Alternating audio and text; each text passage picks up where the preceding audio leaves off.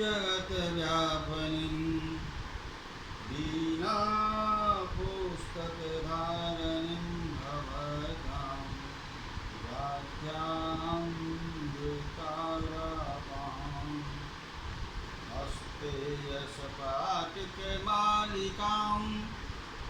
विद्यतिं पद्मासने संस्थितां वन्दे तां परमेश्वरीं भगवतीं बुद्धिप्रदां शारदाम्। प्रवक्ता आधार पुरुषस्य नाम डॉक्टर कृष्ण नारायण झा, सहायक प्रोफेसर साहित्य, जूथालाल संस्कृत महाविद्यालय मझौलिया, पश्चिमी चंपारणम, कक्षा शास्त्री प्रतिष्ठा, तृतीय खंड, अष्टम पद। निर्धारित पुस्तक का नाम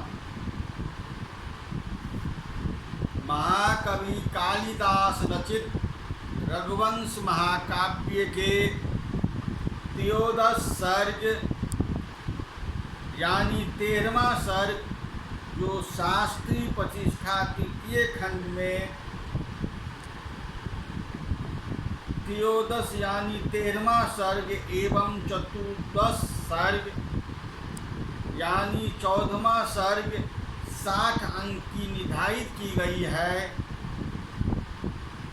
इस पुस्तक से आलोचनात्मक प्रश्न 30 अंक का 2 प्रश्न पूछे जाते हैं। पद व्याख्या 20 अंक 2 प्रश्न पूछे जाते हैं। पद का अर्थ एवं अनुवाद 10 अंक के 2 प्रश्न पूछे जाते हैं।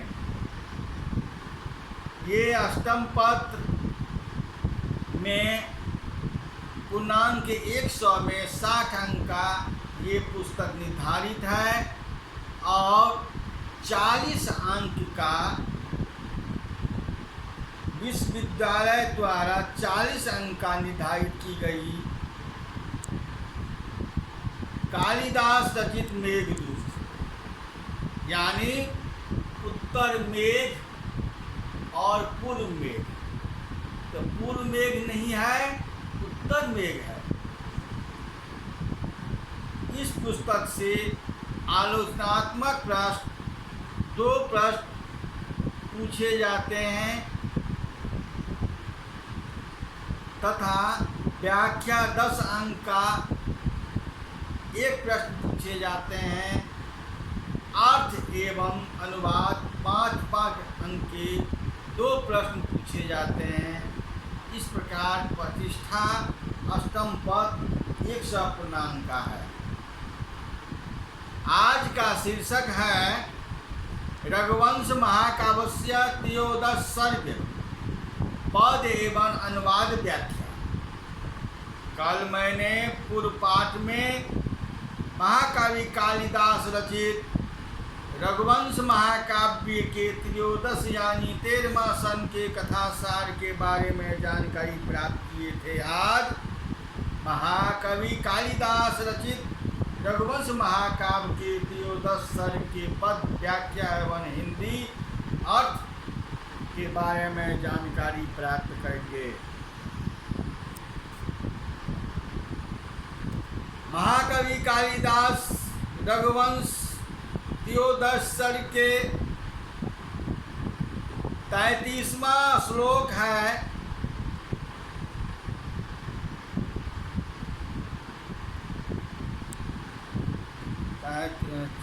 33वां श्लोक है। एको अक्षमालापयं निराम कंदुयेतारम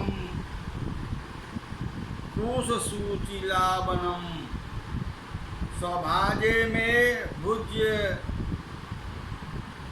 मूर्धबाहु संवेतरम प्रातिनिमित्त पतंगे। श्लोकः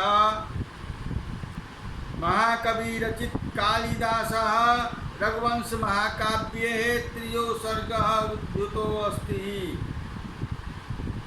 व्याख्यायाः उद्धरबाहु एकः अक्षमालाः बलयम्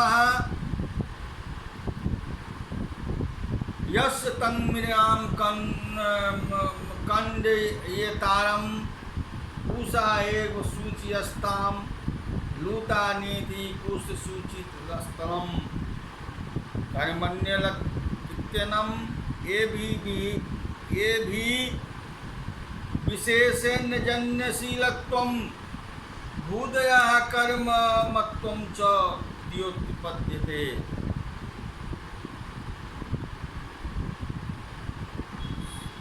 सव्याधितरं दक्षिणे भुजं मे मम सभाजने समान्विते निर्मिता कर्मयोगे इति सप्तमी इतः प्रालभ्य प्रकृतानुमुखबन्धनं पयुक्ते पेयसी आनुकूल्यार्थं प्रावधम् इत्यमरः अयं चेततः। देखो, राक्षस राज रावण को मारने के बाद पुष्प के विमान पर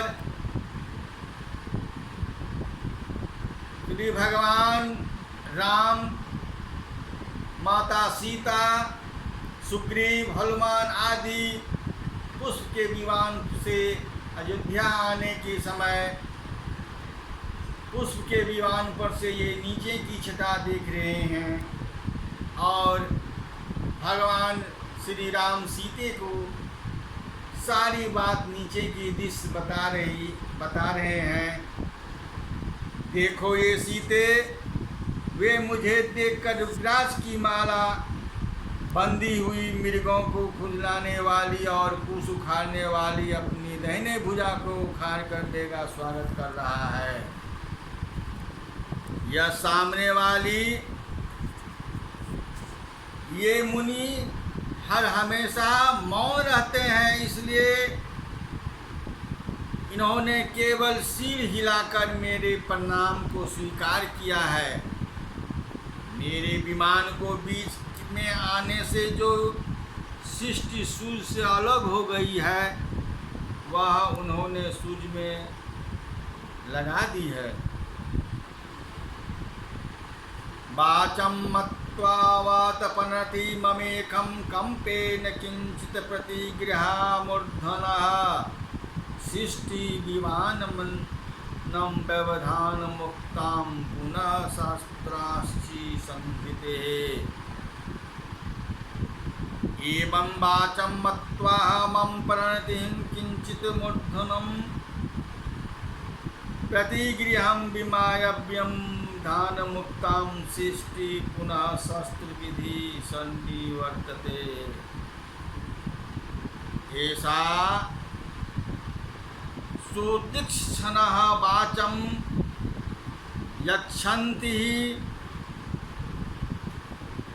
निययति तीति वाचं तमो मौनव्रति वाचिं यमुव्रते इति खल प्रत्ययः। वाचं पुरसुन्दरो सुन्दरी च इति भूमं तस्य भावस्तत्त्वं मम प्रणतिः किंचित मूर्धनि कंपेन प्रतिग्रह विमानेन व्यवधानं तिरोधानं तस्माद् मुक्ताम्। इत्यनेन पंचमी समासः सृष्टि पुनः सहस्त्र शीशी सूर्य सन्निहिते सम्यम निर्धित्यर्थः। अन्यथा कर्मण कत्वम प्रसंगात। ये मौन रहते हैं, ये कौन मौन रहते हैं? मुनि मौन रहते हैं। इसलिए इन्होंने केवल सिर हिलाकर मेरे प्रणाम को स्वीकार किया है। मेरे विमान को बीच में आने से जो इनकी दृष्टि सूर्य से अलग हो गई थी वह पुनः उन्होंने सूज में लगा दी। अधः शरण्यं सरभंगनासस्तपोवनं पावनं माहिताग्नेः चिराय संतप्तं संविधे अग्निः जोमन्तपूतां तनुमप्यहोषितिः। शरणं पावनम् अधः तपोवनम् आहिते अग्नेः सरभंगगंगास्नानं जह चिराय अग्नि संवृद्धिः संक्षिप्त संपूतां तमोऽपि होषीत्। शरणे रक्षणे साधु शरणम्। व्याख्यायाः शरणे रक्षणे साधु शरण्यम् पावायतीति पावनम् अधोदिष्टमानं तपोवनं हिताग्नेः सरभंगिनां तु मुनिसंबन्धिनः जः सरभंगचिरायः चिरमणि समिद्भिः सत्तप्यं तप्यित्वा ततो मंत्रे पूता शुद्ध्यां मनुमप्यहोषीदुत्तवान् जुहुलिंगी। यह सामने वाले शरणागतों की रक्षा करने वाले अग्निहोत्री सरभंग ऋषि का तपोवन है। यह तपोवन यह सामने वाले शरणागतों की रक्षा करने वाले अग्निहोत्री सरभृंग ऋषि का तपोवन है। जिन्होंने बहुत दिनों तक अग्नि को समिधा से तीत करके अंत में मंत्रों के पवित्र अपने शरीर को भी उसमें हवन कर दिया। छाया विनीताब्ध परिश्रमेषु भूय संभाव्य फलेन सिमीषु तत्रा तस्याति धीयमानुमधुना सर्पायां स्थिता सुपुत्रेषु पादेषु। अधुना तस्या अतीथानां सर्पायाः छायाः विनीताद्वे परिश्रमेण भूयसी संभाव फलेषु अमीषु पादेषु पुत्रेषु स्थितः। जिस प्रकार सुपुत्र अपने पिता के धर्म का पालन करते हैं, जिस प्रकार सुपुत्र अपने पिता के धर्म का पालन करते हैं, उसी प्रकार अतिथि सेवा का कारण और सरभिंग ऋषि के बदले ये आश्रम के वृक्ष करते हैं, जिनकी सघन छाया में बैठकर पथिक अपनी थकावट दूर करते हैं और जिनमें बड़े मीठे मीठे फल भी लगते हैं। अर्थात अतिथियों के आने पर सरभिंग मुनि के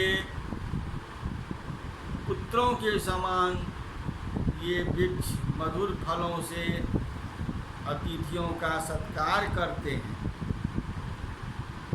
धारा स्वनानोदगारीदरी मुखो असो श्रृंगालगलनाम्बो प्रमुं पंकजा बध्नाति ते बंधुरा दात्री चक्षुवृक्ष कुमुदमानिनी चित्रकूट। धारा सुनो स्वनुदोदगारीदरी मुखः सिंगालपलगन्नाम्बु प्रकंतासो चित्रकूटा हे बंधुगात्री तृप्ता कुदान्यः इव मे चक्षु बदनाति। धारा निर्झर धारा यद्रः धार्यः सातत्येन स्वनोदगारियद्येन मुखम यस्य सः शिखम अथात शिखरम विशानम च तस्याग्रे लग्नो संबुद्ध एव पप्रियपन्तु वक्रिया पकंतु यस्य सः असो चित्रकूटो हे बंधुरा गात्री उन्नातांगी बधुरम तनु ताननम वित्तमरः। हे सुंदर शरीर वाली सीते, यह चित्रकूट पर्वत मस्त सार के समान मुझे बड़ा ही सुहावना लग रहा है, मानो इसकी गुफा ही इसका मुख है। इससे निकलने वाली जल की धारा का शब्द ही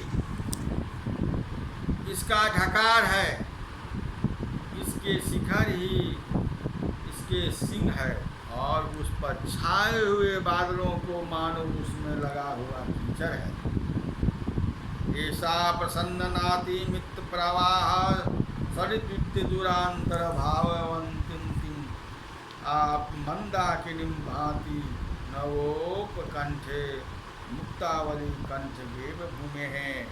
प्रसन्नाति मित्तम प्रवाह विदुरांतर भावंतन्वी मंदाकिनी ऐसा नगरोपकंठे भूमे कंठताग्रा मुक्तावली भांति। यह लो मंदाकिनी नदी आ गई। अब श्री रामचंद्र भगवान पुष्प के विमान से देखते हैं नीचे और सीते से कहते हैं, यह लो मंदाकिनी नदी आ गई, इसका जल कैसे स्वच्छ और धीरे धीरे बह रहा है। यहाँ पर नदी का वर्णन कर रहे हैं। दूर होने के कारण यह इतनी पतली दिखाई दे रही है कि मानो पृथ्वी रूपी नायिका के गले में मोतियों की माला पहना रही है। अयम पद अलंकार उपमालंकार, इस पद में उपमालंकार दर्शित करते हैं। महाकवि कालिदास रचित पद काव्य में अधिकतर उपमालंकार की विशेषता है। कह रहे हैं उपमालंकार क्यों? नायिका गले में मोतियों की माला पहना रही है, मानो पृथ्वी रूपी नायिका के गले में मोतियों की माला पहना रही है। अयम सुजातो अनुकिरम तमालः प्रवालमादाय सुगंधि यस्य जवांकुरांग पांडुपकपोपसोमी मर्या पर्वत सह परिकल्पस्ते।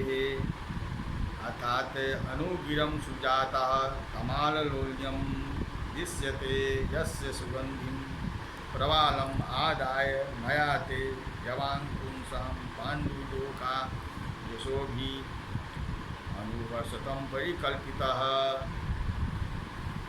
अस्मिन् श्लोके रघुवंश महाकाव्यः तृतीयो सर्गः विदितोऽस्ति। अस्य पदस्य उपमालंकारः व्याख्यायाः गिरेन सैनिकानेति समस्तादिखान्यताद्यः सुजातः एव तमाम लोस्यं दिश्यते यस्य तमाल्यस्य शोभिता गंधो यस्य तत्सुविंधनम। क्या कहता है, इस पर्वत के पास ही जो तमाल का वृक्ष दिखाई दे रहा है वह वही है जिसके पल्लवों का कर्णफूल बनाकर मैंने अपने कानों में पहनाया था, और जो तुम्हारे पीछे कालों पर लटका हुआ जब के अंकुर के समान पीला बड़ा सुंदर लगता था, यहाँ आगे अत्रि मुनि का तपोवन है। अब जो हम लोग आ रहे हैं हे सीते, यहाँ आगे अत्रि मुनि का तपोवन है। वहाँ की सिंह आदि पशु एक ही जगह रहते हैं, किसी से कोई झगड़ा नहीं करते, किसी से कुछ बोलते नहीं। यह तपोवन इतना प्रभावशाली है कि वहाँ बिना फूल आए ही वृक्षों में फल लग जाते हैं। अत्राभिषेकाय तपोधनानां सप्तर्षि हस्तोऽध्येन विपदां प्रवर्तयामास किलायनुसूयां स्तोत्रमं ते त्र्यम्बकं मौलिकाम्लाम्। अर्थात अत अनुसूया सप्तविघ्नतो तपसे पद्याम त्र्यम्बलो मौलिकां मालामुस्त्रियो तपसम तपोधराम अभिषेकाय प्रवर्तनाय। आत कहते अत्रि की धर्म पत्नी अनुसुईया, अत्रि मुनि की धर्म पत्नी अनुसुईया जी ऋषियों के स्नान करने के लिए उस त्रिपथ गथा गंगा जी को यहाँ लाई है, जिसमें सप्तर्षिगण अपने हाथों से सुवर्ण कमल तोड़ा करते हैं और जो शिव जी के सिर पर माला से समान सुंदर लगती है। इस आश्रम के वृक्षों के नीचे वेदियों पर तपस्वी लोग आसन लगाकर ध्यान करते हैं और यहाँ के वृक्ष की वायु न चलने के कारण ऐसे स्थित खड़े हैं कि मानो वे भी योग साधन कर रहे हैं। त्वया पुरस्ततात् उपयाचितः श्यामः इति प्रतीतः सः अयं वटः फलितः सपद्यरागः गारुडानां मणिनां राशि विभाति। वह काला काला वही बट का वृक्ष है, वह काला काला वही बट का वृक्ष है जिसकी तुमने मनोती मानी थी। इसमें लाल लाल जो फल लगे हैं उनसे यह वृक्ष ऐसा मालूम पड़ता है कि जैसे लीलम के ढेर में बहुत से लाल मणि भरे हुए। हे सुंदरी सीते, देखो यमुना नदी की काली लहरों से मिली श्वेत लहरों वाली गंगा जी कैसी सुंदर लग रही है। कहीं तो ये चमकती इंद्री नीलमणियों से गूंथी हुई माला जैसी लगती है और कहीं कहीं नीले और श्वेत कमलों से मिश्रित माला के समान सुशोभित हो रही है। कहीं श्याम वर्ण के हंसों की सेनी से मिले हुए श्वेत हंसों की सेनी के समान शोभा दे रही है। कहीं श्वेत चंदन से लिप्त पृथ्वी पर बीच बीच में काले अगर से बनाएगी रचना के समान सुशोभित हो रही है, तो कहीं कहीं ये वृक्ष के नीचे भी उस चांदनी के समान लगती है जिसके बीच बीच में पत्तों की छाया पड़ी हो और कहीं पर शरद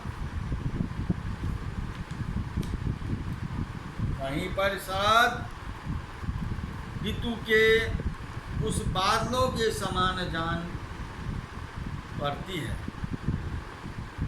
जिनके बीच बीच में नीला आकाश झांक रहा हो, कहीं भस्म लगाए हुए शिव जी के उस शरीर के समान दिखाई दे रहे हैं जिस पर काले काले सर्प लिखते हो। इस प्रकार यमुना की लहरों से मिली गंगा जी की सुंदर जग लग रही है। यहाँ गंगा यमुना दोनों नदियों के संगम में जो स्नान पवित्र हो जाते हैं, वे तत्वज्ञानी न होने पर भी संसार बंधनों से छूट जाते हैं, फिर शरीर धारण नहीं करते हैं।